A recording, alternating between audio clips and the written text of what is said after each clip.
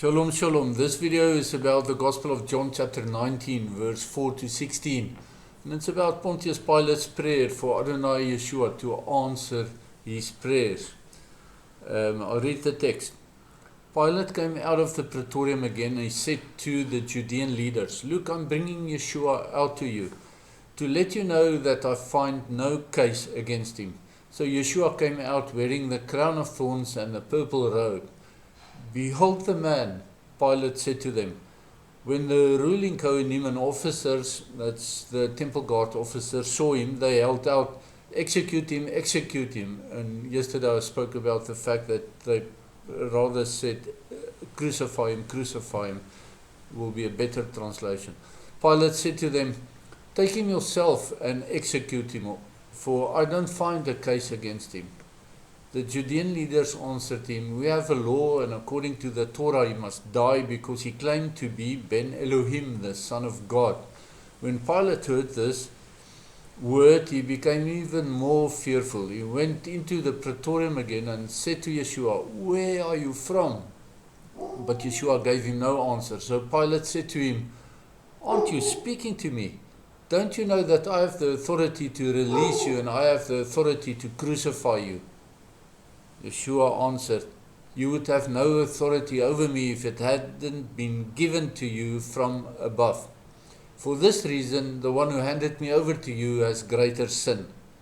Pilate tried to let him go after this, but the Judean leaders cried out, saying, "If you release this man, you are no friend of Caesar.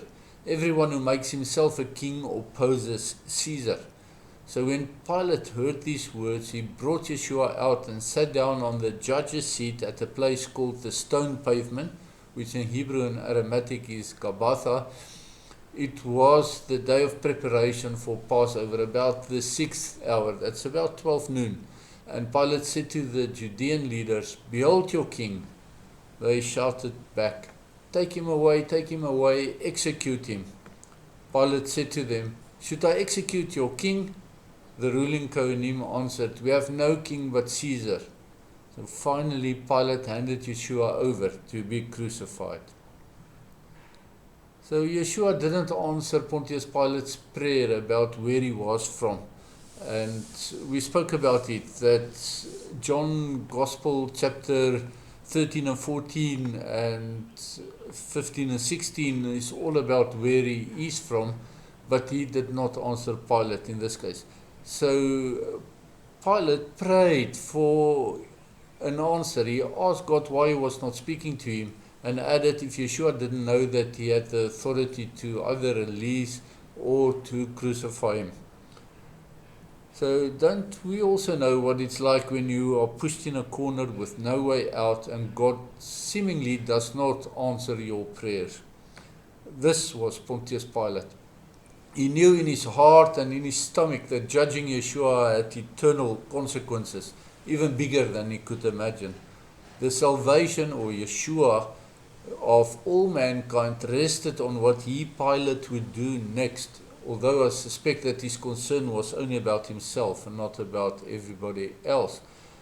In response to the bloodthirsty mob's testimony that Yeshua, the King of the Jews, also was Ben Elohim, the Son of God, Pontius Pilate needed to know where Yeshua was from, but he received no answer to his prayer.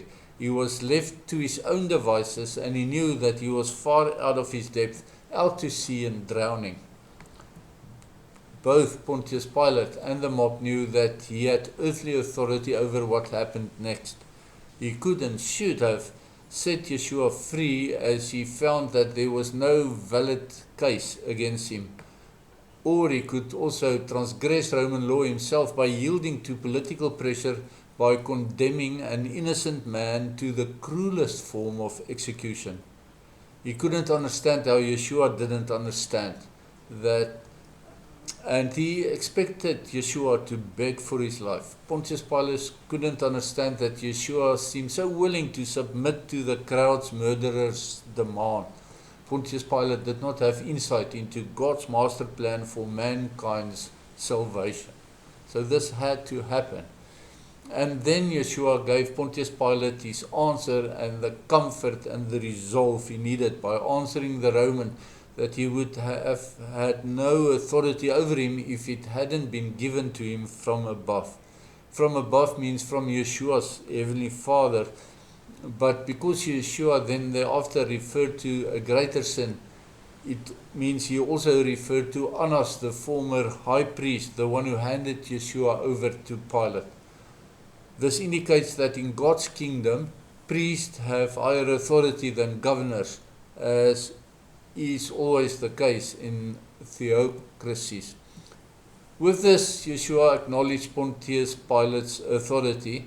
Yeshua went on to explain that whilst Pontius Pilate will answer for his decision, the one who handed him over to Pilate had the greater sin. Who was this one who handed Yeshua over to Pontius Pilate? Well, as I said already, it was Annas, the former high priest, the evil hand behind the throne of the high priest of Annas' son-in-law, Joseph Caiaphas, who was the currently serving high priest at the time.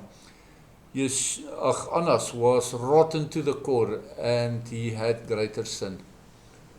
But greater or lesser sin is sin, and it separates people from God. I do believe that there's a differentiation in Adonai's sanction of sin, and that each individual soul who is lost will get what measurement is due to him or her individually.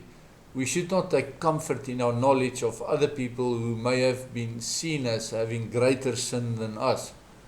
Separation from God in eternal torment will be hell as the outcome, and that will be the outcome of all who go there. Rather, turn to the one who is mighty to save you from hellfire. He loves you already. He's waiting for your call. His desire is to walk and talk with you. So please call for him. And that call will definitely bring you shalom, shalom.